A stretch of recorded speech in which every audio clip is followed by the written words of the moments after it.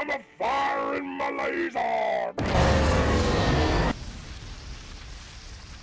Hey guys, today I wanted to bring you my favorite PvP wizard build in current meta.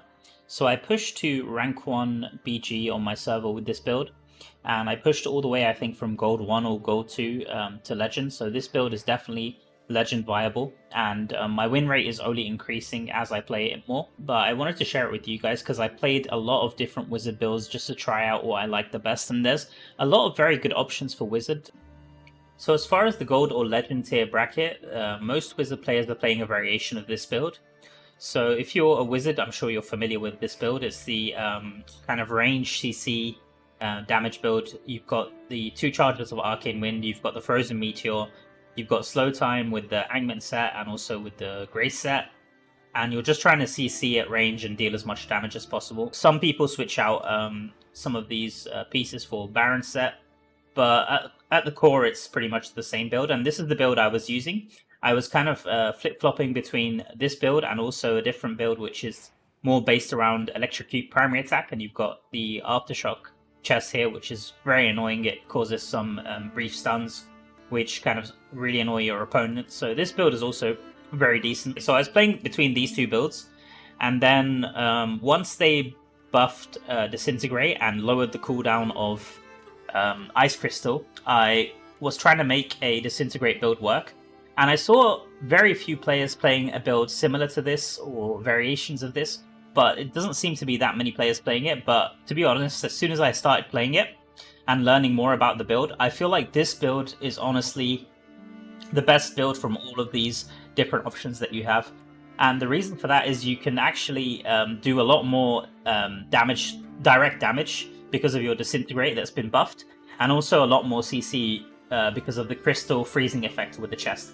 So I'm going to go through this build in this video in more detail, but if you want to just have a look at the essence and sets I'm using 4-piece Angman and 4-piece Grace. I'm not exactly reinventing the wheel with this build. Similar builds have existed in the game before, but I think with the this slow time helmet especially, and with also the introduction of the Angment set, this build has just become so much more powerful.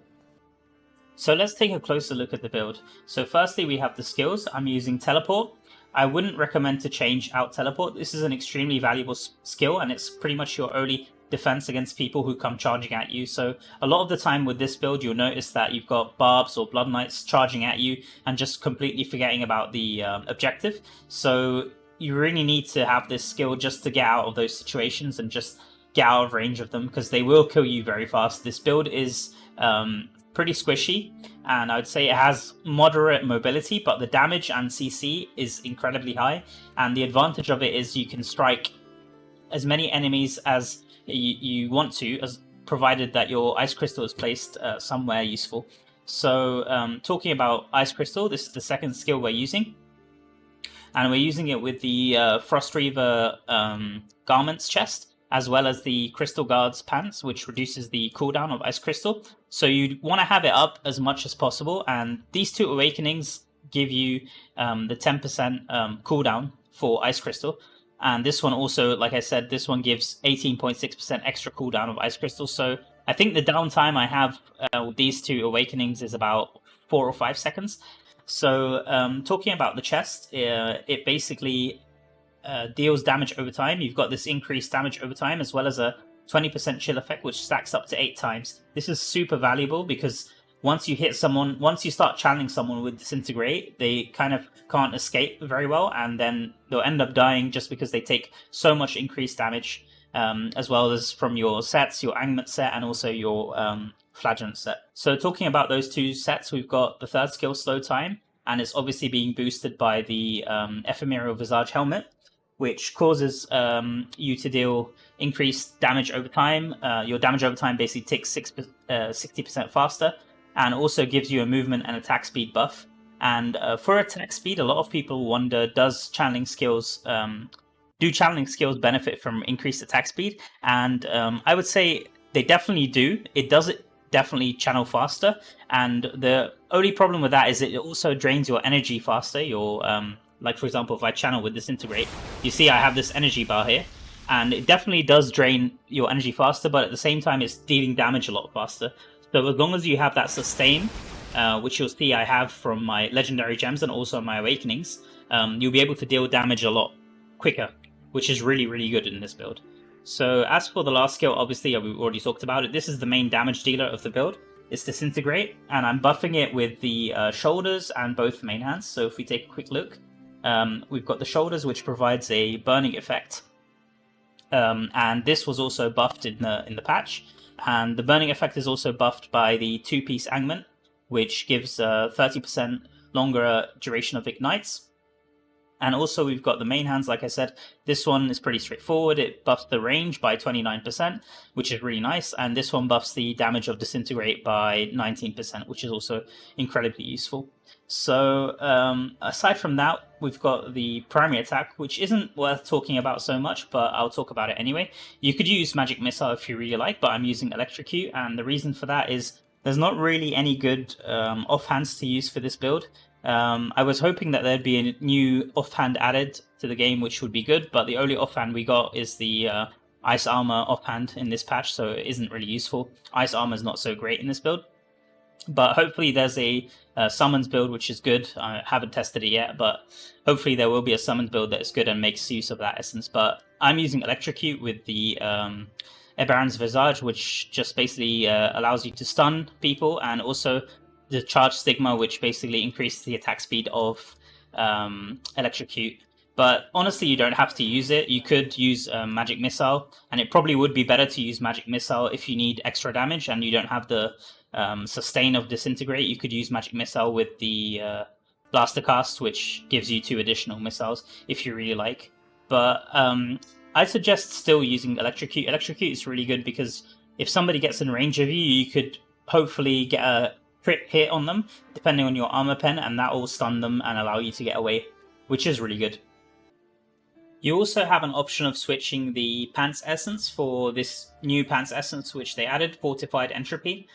This gives you a 30% damage reduction while Disintegrate is active, but to be honest, I really feel like using this Pants is probably better for the build because it really increases your uptime of the Ice Crystal. You definitely want the crystal to be up every time you need it, so I'd still recommend using these pants over the new Essence.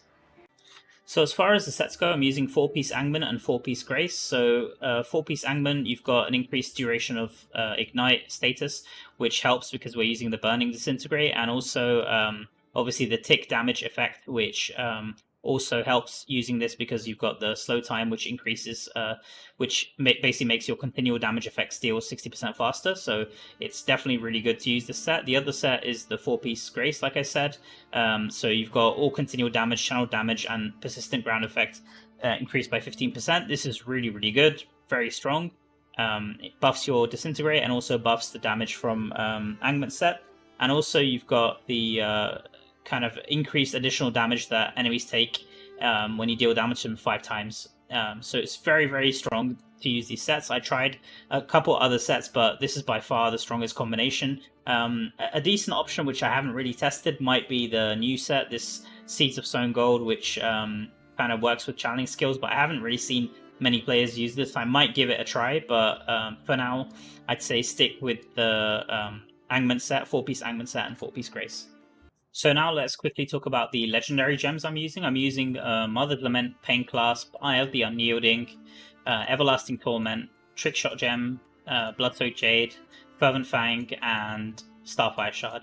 So as you can see, I'm playing this build with pretty low resonance. I was actually playing it with 1.6k resonance as I upgraded these 1-star gems. It just feels a bit worse playing it with higher resonance and worse gem effects, but I mean, that's up to you guys. I'll give a list of the most useful gems. So for the 1-star gems, I'd say these 3 are probably the most useful, and also Berserker's Eye, obviously, is a very good one for the damage increase. For the 2-star gems, Mother's Lament and Pain Clasp are by far the best.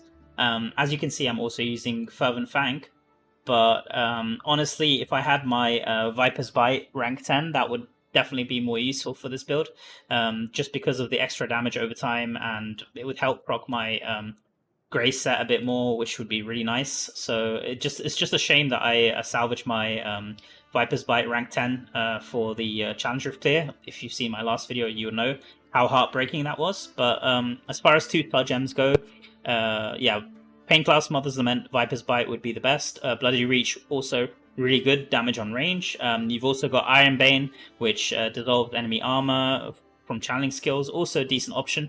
And last but not least, the new gem Grim Rhythm is also decent for the increased attack speed. As far as 5-star gems go, I'm using the Bloodsuck Jade and the Starfire, like I said. You've also got Spiteful Blood or Frozen Heart, which could be good defensive options. And that's actually what I use for my high resonance setup. I orcs my Svensson into Spiteful Blood, and I orcs my Echoing Shade also into Frozen Heart. More of the Deep is really good, works very well with Starfire Shard. Obviously, like I said, Bloodsoak Jade, Bottled Hope, very good gems. Seeping Bow also is pretty nice to help with the damage over time dot effect. Let's quickly talk about Awakenings and also the priority to have them in. So offpans won't help at all to awaken them. It's just for electrocute damage, and you don't really need that at all. The helmet is probably the most useful piece. It's got the 10% slow time cooldown. It's very useful to have this, I would say. If you can get one awakening, I'd probably put it in this. Other than that, I'd recommend getting at least one awakening in chest or pants. Both of these give crystal cooldown 10%, and then getting at least one of these also would be good. Either shoulders or one of the main hands. These all give 10% reduced energy for consumption for Disintegrate, which is very useful. So one of these three, one of these two would also be really good. And if you can only have one, I would say go for the helmet. You just want to have the increased uptime of slow time. If you didn't know, Awakenings actually aren't taken into the balance in BGs. I believe it's only resonance and armor penetration, so having that extra boost and the cooldown allows you to have a very easier playability, as well as kind of boosting your character and giving it the edge over other players in the Battlegrounds. So as for the charm, I would say it's not all too important, but if you can have Disintegrate would help. Obviously Disintegrate damage as well as Ice Crystal damage. Everything else is kind of useless and not really worth it. As far as magic properties for the gear go, for the legendaries you want as many offensive stats as possible, so you want to take base damage, skill damage is good for your Disintegrate, primary attack damage is useless, crit chance, crit damage is probably the most useful, attack speed is also good. For the chest and the pants you want to take maximum life, and also damage reduction is very decent. As far as the sets go, you want to take damage reduction and also player damage reduction and player damage done. And cooldown is also okay, even though it gets reduced in BG, it's still decent. That's about it for the magic properties. Let's move on to the Reforges. So for the Reforges, I am using my old setup, which isn't ideal. I'm using the Vengeance set, which triggers from your primary attack, so obviously this is not ideal at all. But you want to take crit damage and skill damage from the Wildfire set.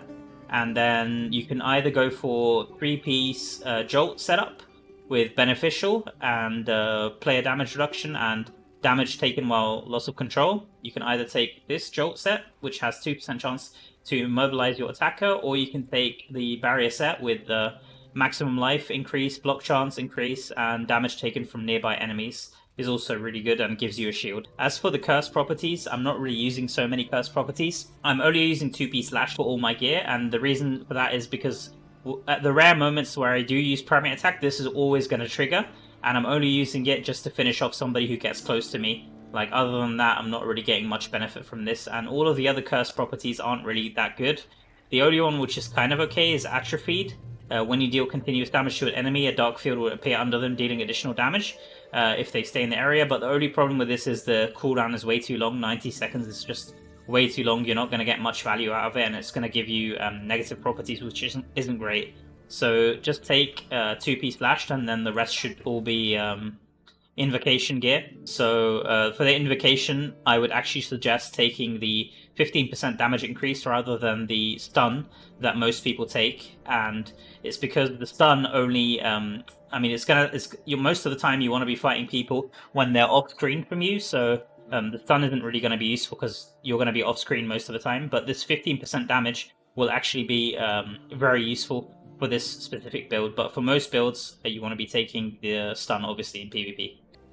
For the Warband room, you still want to be taking the 5% block chance. This is just way too good in PvP. And make sure you have the Shepherd's Burden, which increases your life by 6.5 and your size by 15%, which also increases your movement speed. Just as many rare remnants here will help you out in PvP. Other than that, let's take a quick look at the Paragon. So for Paragon, I've taken Ranger Tree, obviously because most of the time you're going to be in range. This means you will be very squishy because you don't have a cheat death and you don't have the damage reduction from Warden, but I believe that this is the correct choice to make because you want to have the increased movement speed here when there's no enemies, and you also want to have the increased crit chance and the increased damage, so it's just really a great tree to use for this specific build. As far as the assigned points go, I've gone for maximum armor because my armor pen is already high enough, and the rest of the points I've tried to maximize armor pen, but probably we would be better served maximizing potency. I've not gone for resistance too much in this build, and then I've gone for maximum life and maximum damage. For the secondary stats, like I said, I wish my armor was a bit higher, but I've kind of gone overkill into armor pen. I think I've only got one armor gem, which is rank 8, and the rest of my gems are all armor pen rank 7. So I've just tried to maximize armor pen as much as possible just to help me kill off as many people, and potency is also very useful. But yeah, if I could redo this, I'd probably take slightly less armor pen and maybe put some points into armor and potency. And resistance is, I'm not really prioritizing it so much because most of the time you're going to be off screen if you play the build correctly and you have a front line. So resistance isn't so useful for this build compared to some of the other ones, more melee based and where you're fighting closer.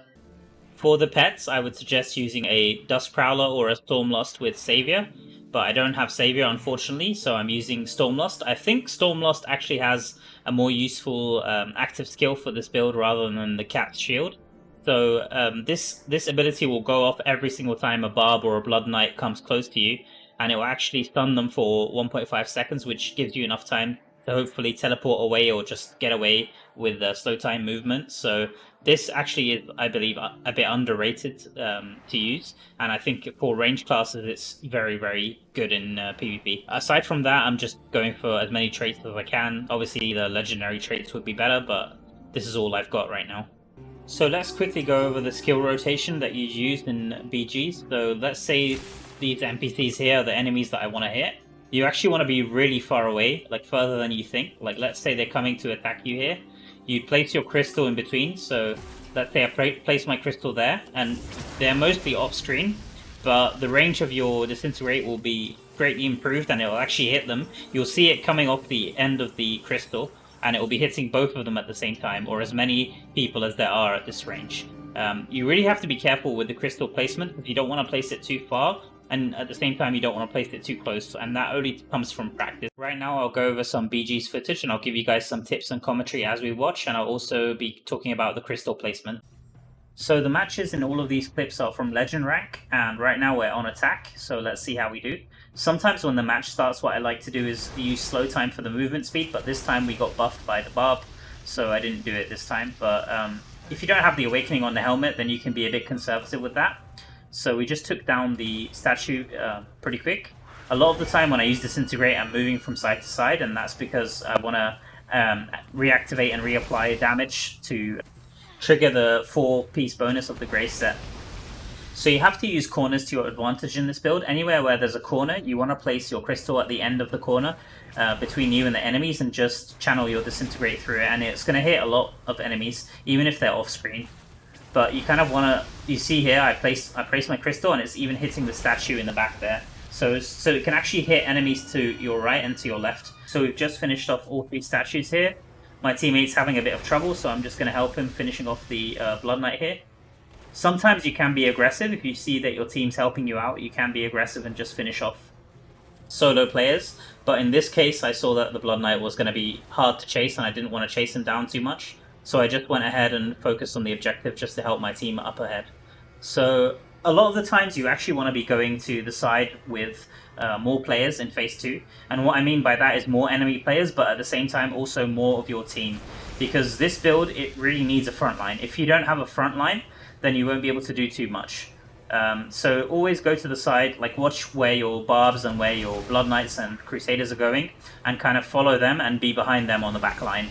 Because you want to be placing your crystal where they are and kind of damage them, like aid them in the fight, and you'll actually get a lot of kills just by doing that. So you can see here, I'm using the corner strategy. I'm placing the crystal right at the end of the corner, and I'm just blasting away at the crystal, and it's just taking all of these players down. And they don't realize, but a lot of the damage is coming from me, and a lot of my teammates now, as you can see, they're kind of taking the initiative and taking the front line to them. And I'm taking this chance to kind of place my crystal, but the player just died there. So that's kind of a wasted crystal, but it's fine.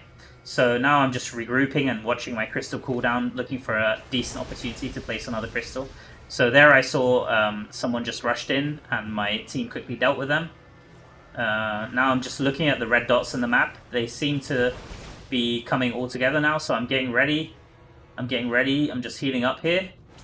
And the Crusader's on immune. So when this happens, you don't want to kind of waste all of your disintegrate energy. Sometimes you just want to wait until the Crusader immunity ends and then finish them off. It's the same thing with the Barb. When they have Undying Rage, just let the cooldown expire. Don't chase them. And then just find the decent opportunity to come back in and finish them off, if your Angman or your Grace hasn't already finished them off. So here, I'm just looking for a good chance to place my crystal, and then I'm trying to TP back, but I saw that there was only one player, so I just quickly finished them off.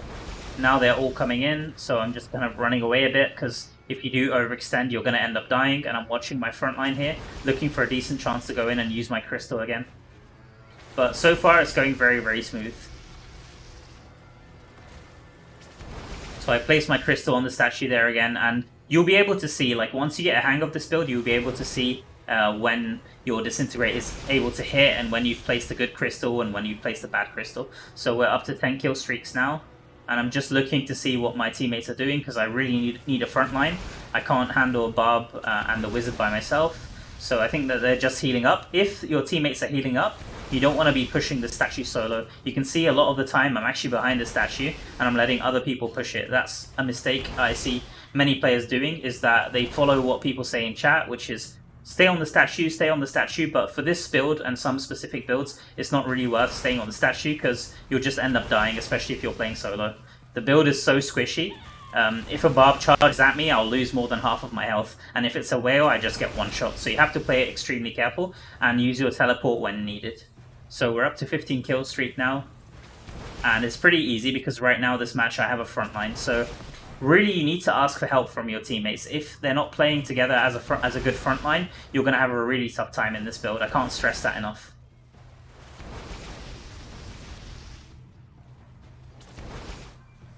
And you can see the enemies are just absolutely melting here. And if my beam doesn't kill them, it's usually the Angments or the Grace set killing them. But you can see they're also kind of going solo, so they're not playing that well. A lot of the time you will have a Barb or a Blood Knight chasing you, so you always need to be ready to teleport away if need be. Just don't rush with this build, and always watch your team. So I'm just healing up here, and I can see the Barb is going forward, so I'm going to take my chance to place the crystal, and just finish off these last few players so we can get to the third phase.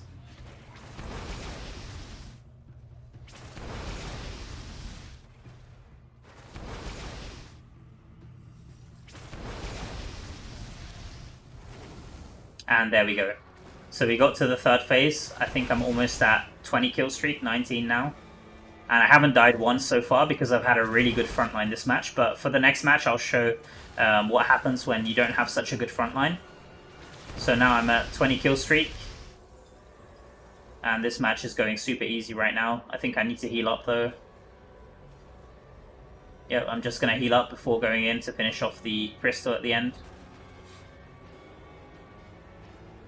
I'll place another crystal, and this is what's so good about the crystal here, is that even if you place it, it also not only hits players, it also hits the objectives that you need to place, whether that be the Guardians in Phase 1 or the base in Phase 3. It's also really good in Vigil fights, because you can hit the Stone Guardians and the enemy bases while hitting players. This is what makes this build so powerful.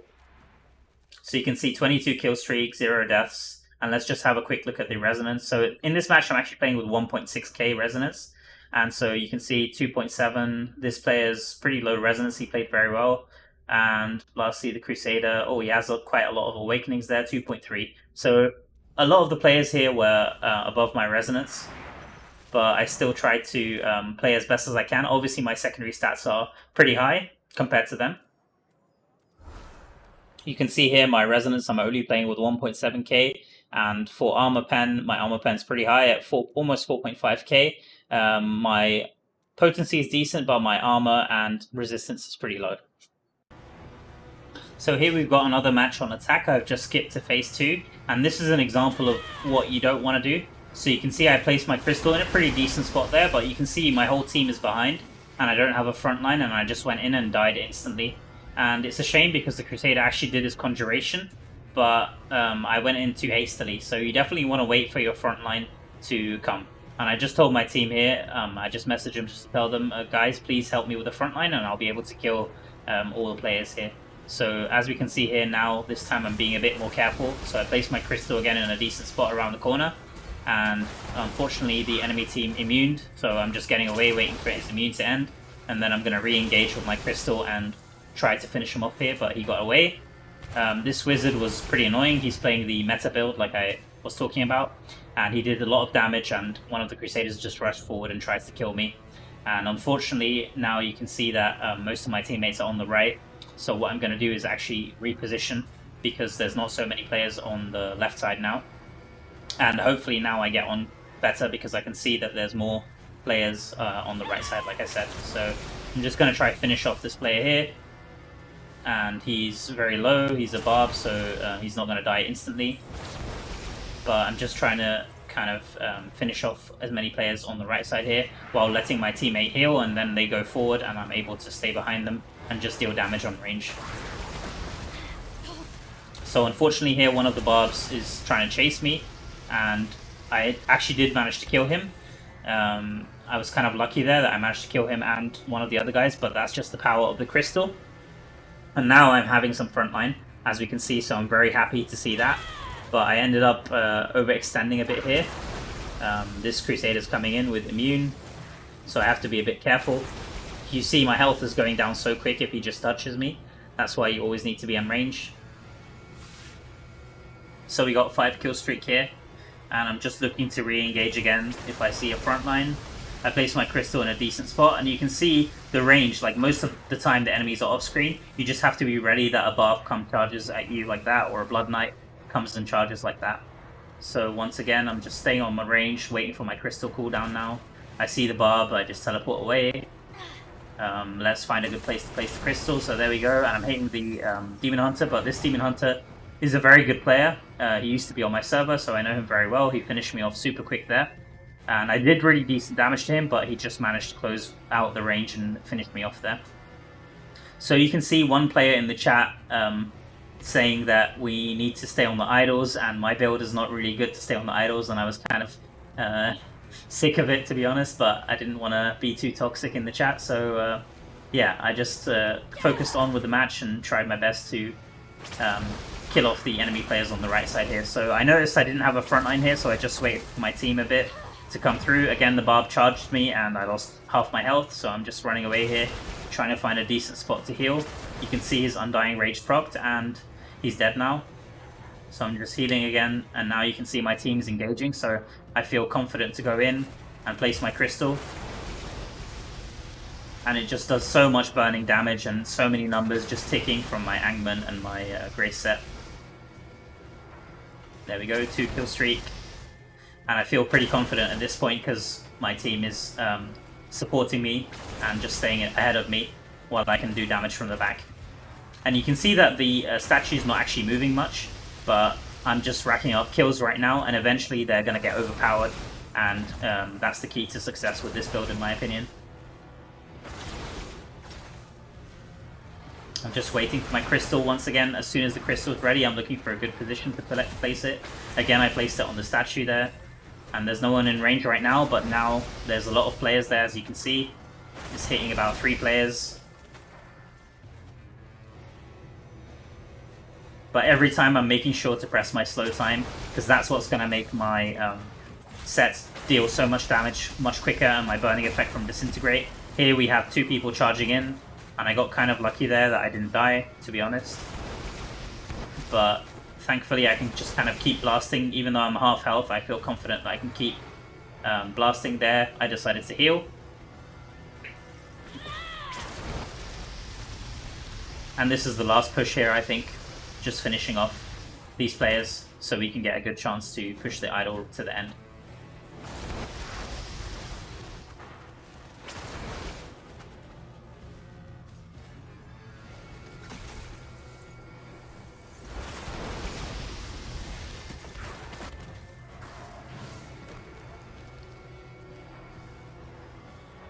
And there we go. Let's do one match on defense before I end. So here you can see I use my slow time directly just to get the movement speed to get closer to the enemies. I'm also using my teleport a bit. You have to be a bit conservative sometimes because you don't want to run out of teleport charges, which is what I did here unfortunately, and the wizard playing the meta build completely destroyed me here, but I'll get my revenge soon enough, it's fine. So it's a pretty bad start for us. They got all the statues here, so I'm just trying to make my way to phase 2 so that they don't rush us too much here. And I'm just trying to get close. I didn't use my slow time this time because I knew I would make it in time. I placed my crystal because I saw one player was rushing. Immediately dealt with him there. And I'm just looking for a good chance to get the players on the left here. But I can see that my crystal is off cooldown, so I'm not engaging. I don't want to die again from that wizard. You can see this Blood Knight, he knows that I do a lot of damage after I killed him, so he wants to finish me off. But I'm just trying not for him to get his revenge here, so I'm just running away. I tried to place my crystal, and I just tried to kind of scare him away here, and I was thankful that he did actually back away there. So now I'm just healing up, and I'm going to try to reposition and hope that I get a front line so I can do some damage from the back. But you can see this Blood Knight isn't going to let it go, and he really wants his revenge here, but thankfully my Angman set finished him off, and I was lucky that he didn't have a savior pet. So right here I'm looking to reposition, and you can see how many enemies I'm hitting here. I kind of didn't look at my health too much because I just wanted to deal maximum damage before I died. But yeah, it's unfortunate that I didn't have a front line there, so I'm just going to head back into battle. And hopefully my team can just keep them at bay, especially those pesky Blood Knights that tried to get me. So now I'm just looking to position my crystal. So here I positioned it a bit too close to me, and it's just not dealing enough damage. So I tried to get close, but as usual, that's a huge mistake. This is not what you want to do. Thankfully, I still got 1 kill from my continual damage effects, but yeah, it's not ideal to go in. The wizard finished me off again really quick there, and now he's getting kill streak. So I kind of want to get my head back in the game here. I saw one player and I don't want to chase them too much. Like I said, always go to the side with more red dots, but make sure that you have a front line when you do that. If you see a side with red dots and people pushing, I actually wouldn't recommend to go there by yourself, because it kind of, if you don't go there, then your team will know that that side is desperate and they'll actually move. Like if you show that you're kind of going there, they'll think, oh, he's going to be okay. You know, they don't know that you're a wizard who's super squishy. So you actually don't want to go to the side if there's no one on it, basically, because you want to alert your teammates just to move. So here you can see I positioned my crystal in a decent spot, and right now I'm just blasting away, trying to kill off. Got my 5 streak, got my revenge against that wizard. It's looking good so far, and it seems like they have the other side covered, but I'll just go help them out, maybe. Okay, I decided not to help them out there. But yeah, now you can see that the Barbs and the Blood Knights are all mad and trying to go for me, so you have to be a bit careful on defense because they do want to obviously kill the backline as much as possible so they can push the statue. And here, the Blood Knights almost finished me, but somehow I just had enough health to get away. Yeah, so now I'm just healing, and don't be scared to go back and just heal and take your time with it and let your frontline deal with the enemies, because once you get back in the fight, you'll be dealing an insane amount of damage. So it's rather, it's better for you to stay alive and just keep dealing damage over time, rather than hurry back into the fight and just die in a bad position.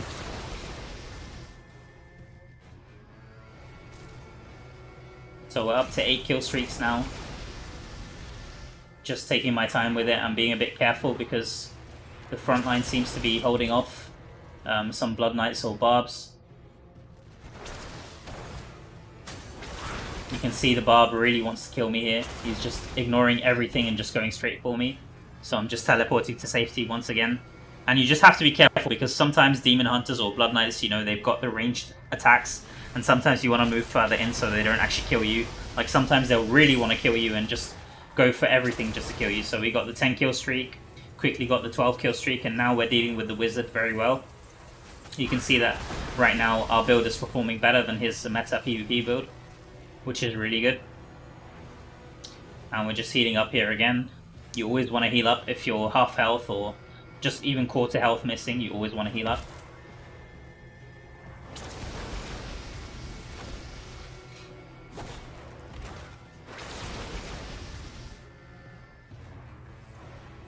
I think that Blood Knight's scared to deal with me now, after he saw how much damage I do.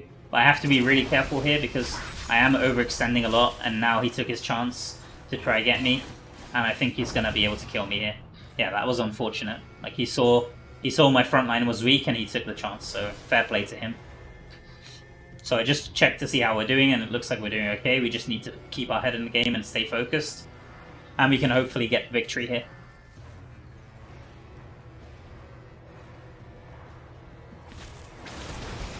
So we're just under 2 minutes remaining and only about 35 kills. I feel like I've got more than half of the kills here.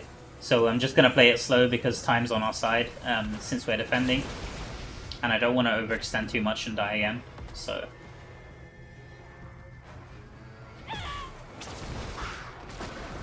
a lot of the time you can see I'm placing my crystal at max range and then just channeling through it so it can really extend the range as much as possible, and I can kill as many people off screen as I can.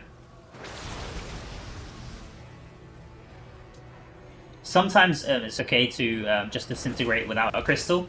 If you want to solo kill someone, especially if you have your slow time, it's fine. But obviously you want to be placing your crystal every time it's off cooldown just to get the maximum damage and hit the maximum enemies. So here we had a lot of people overextend.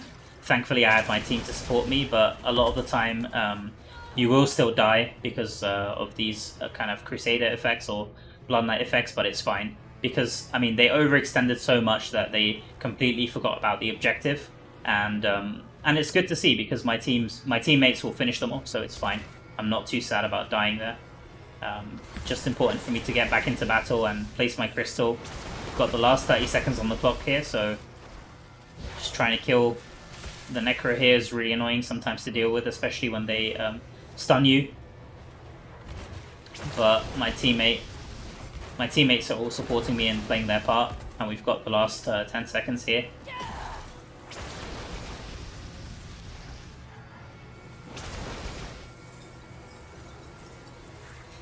Just placed my crystal a bit too close to me there, and the enemies are still far back. I wouldn't worry too much about that though. You can always place the crystal preemptively if you see your enemies coming closer. So we ended with 27 kills, 5 deaths. Not too bad, to be honest. I've had better performances, but there we go.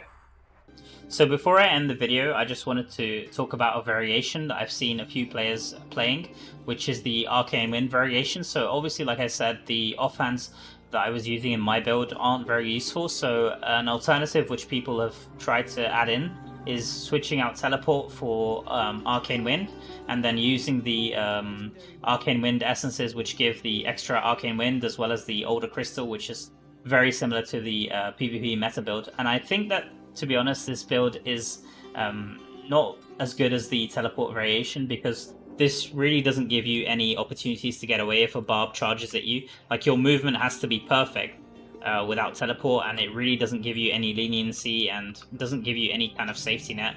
But I mean, it is a very strong build, but I'd say that the Teleport is more consistent.